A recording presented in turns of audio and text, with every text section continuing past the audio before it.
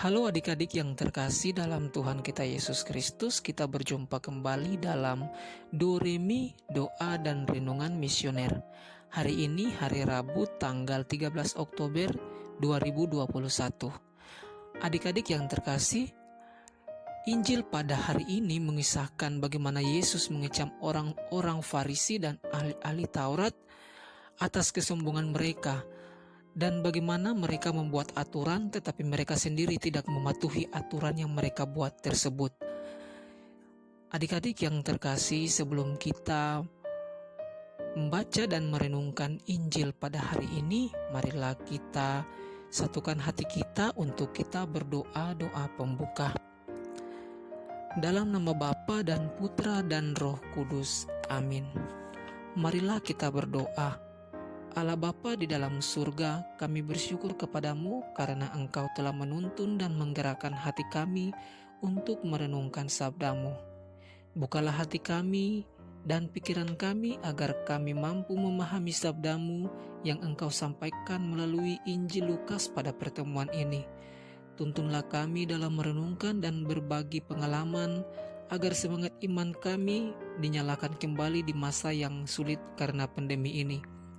Kami memohonkan ini dalam nama Yesus Kristus, Tuhan dan pengantara kami, yang hidup dan berkuasa bersama Dikau dan Roh Kudus, kini dan sepanjang masa. Amin. Tuhan beserta kita, sekarang dan selama-lamanya. Inilah Injil Tuhan kita Yesus Kristus menurut Lukas. Dimuliakanlah Tuhan. Lukas pasal 11 ayat 42 sampai 46. Tetapi celakalah kamu, hai orang-orang Farisi, sebab kamu membayar persepuluhan dari selasih, inggu dan segala jenis sayuran, tetapi kamu mengabaikan keadilan dan kasih Allah. Yang satu harus dilakukan dan yang lain jangan diabaikan. Celakalah kamu, hai orang-orang Farisi, sebab kamu suka duduk di tempat terdepan di rumah ibadat dan suka menerima penghormatan di pasar. Celakalah kamu, sebab kamu sama seperti kubur yang tidak memakai tanda. Orang-orang yang berjalan di atasnya tidak mengetahuinya. Seorang dari antara ahli-ahli Taurat itu menjawab dan berkata kepadanya, "Guru, dengan berkata demikian engkau menghina kami juga." Tetapi ia menjawab, "Celakalah kamu juga, hai ahli-ahli Taurat, sebab kamu meletakkan beban-beban yang tak terpikul pada orang, tetapi kamu sendiri tidak menyentuh beban itu dengan satu jari pun." Demikianlah Injil Tuhan. Terpujilah Kristus.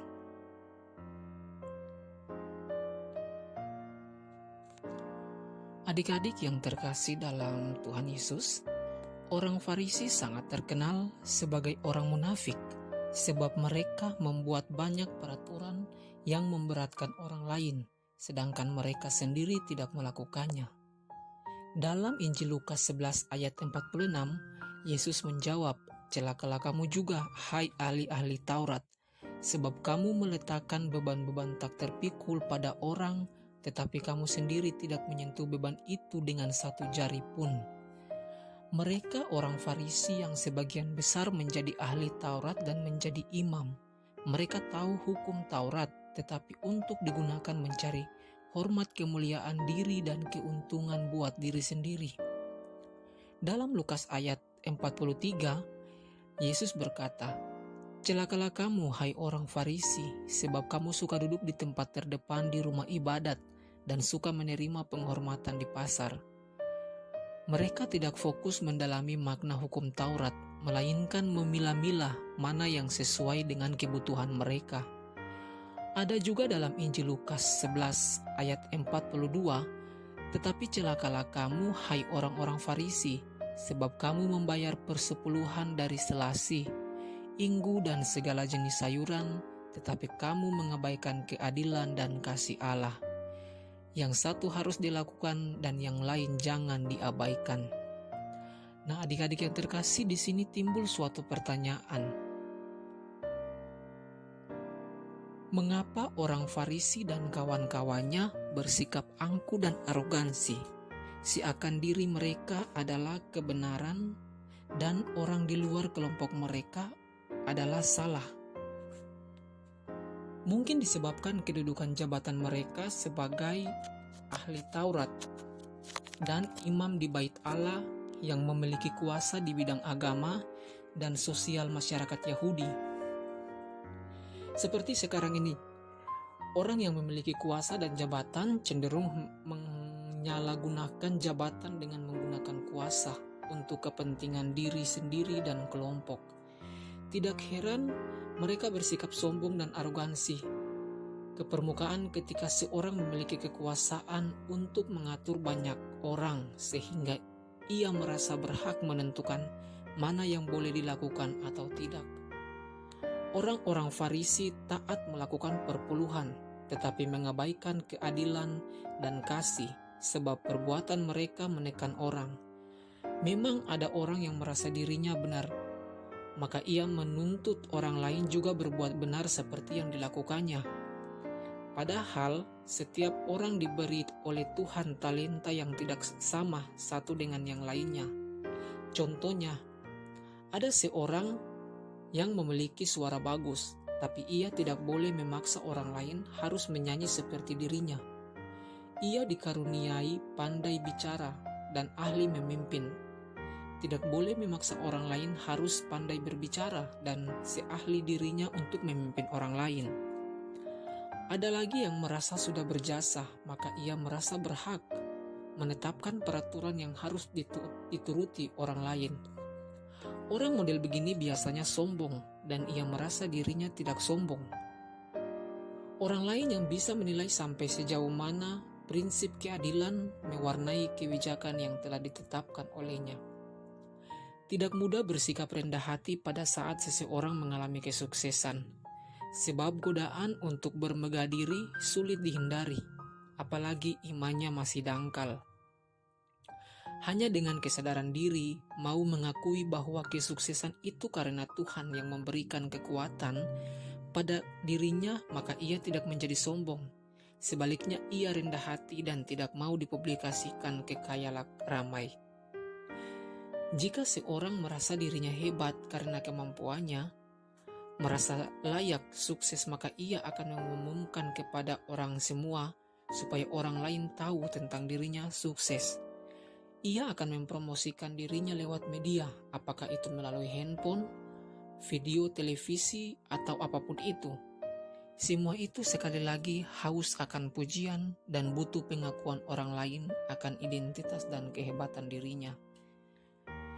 Jarang kita temui orang sukses justru menyembunyikan dirinya supaya tidak dikenal banyak orang. Seperti Yesus yang kerap kali melarang orang lain menyebarluaskan mujizat yang dilakukannya. Alangkah bijaksananya jika seorang bersikap rendah hati sekaligus murah hati, maka perbuatannya akan didasari oleh hati yang berbelas kasihan melihat penderitaan orang lain. Masih adakah ditemui orang seperti ini di tengah hiruk pikuk, orang yang berlomba mencari uang demi kepentingan sendiri? Atau adakah orang yang dimaksud, orang yang murah hati itu?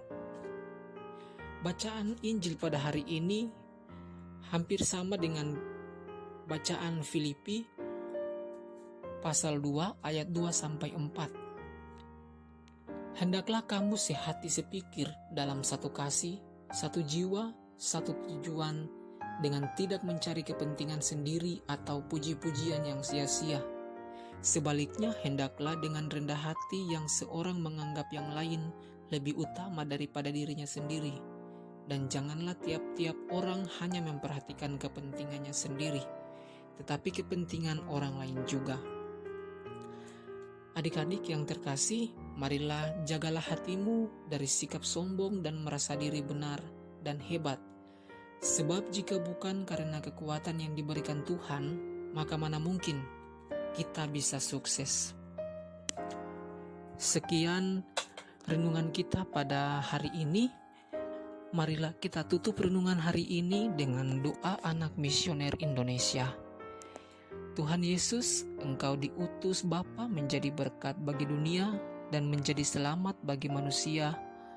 Utuslah kami anak-anak-Mu di Indonesia untuk menjadi sahabat yang kuat bagi yang lemah, sahabat yang rela berkorban bagi yang menderita payah, sahabat penghibur bagi yang sakit dan gelisah. Tuhan Yesus, kami pun ingin menjadi utusan-utusan kecil-Mu, teman setia bagi yang tersingkir terlantarkan, teman bicara bagi yang kesepian terlupakan, sobat yang gembira bagi yang sedih dan susah, sobat penuh penghargaan bagi yang tak dicintai. Tuhan Yesus, utuslah kami ini dengan bantuan Roh Kudus-Mu menjadi garam dan ragi yang baik, menjadi obor terang dan obor cemerlang, membawa kegembiraan dan pengharapan. Tuhan Yesus, kuduskanlah badanku dan kuduskanlah jiwaku. Kupersembahkan diriku padamu hari ini. Berkatilah semua anak dimanapun juga. Berkatilah semua orang yang kami jumpai, siapapun juga. Amin. Bapa kami yang ada di surga, dimuliakanlah namamu, datanglah kerajaan-Mu, jadilah kehendak-Mu di atas bumi seperti di dalam surga. Berilah kami rezeki pada hari ini dan ampunilah kesalahan kami, seperti kami pun mengampuni yang bersalah kepada kami. Dan janganlah masukkan kami ke dalam pencobaan, tetapi bebaskanlah kami dari yang jahat. Amin. Salam Maria, penuh rahmat, Tuhan sertamu. Terpujilah engkau di antara wanita dan terpujilah buah tubuhmu Yesus. Santa Maria Bunda Allah, doakanlah kami yang berdosa ini, sekarang dan waktu kami mati. Amin. Kemuliaan kepada Bapa dan Putra dan Roh Kudus, seperti pada permulaan, sekarang, selalu dan sepanjang segala abad. Amin. Dalam nama Bapa dan Putra dan Roh Kudus. Amin.